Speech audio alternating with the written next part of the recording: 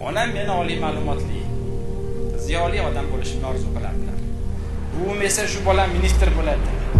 Lekin bu gapga hech kim ishonmasdi, chunki aksariyat odamlarimiz ishchi yoki oddiy dehqon oilasini bolasida bunday imkoniyat yo'q deb hisoblaydi.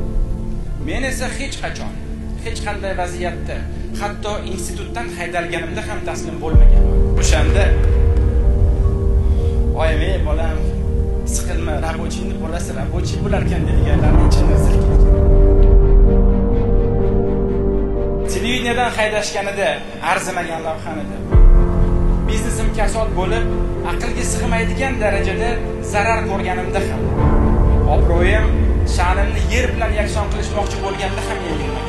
Hech qachon taslim bo'lmaslikka va hech kimga, ilm yo'lidagi shahtingizni so'ndirmoqchi bo'lgan hech kimga quloq solmaslikka chaqiraman. Alloh hammamizga omadimizni bersin.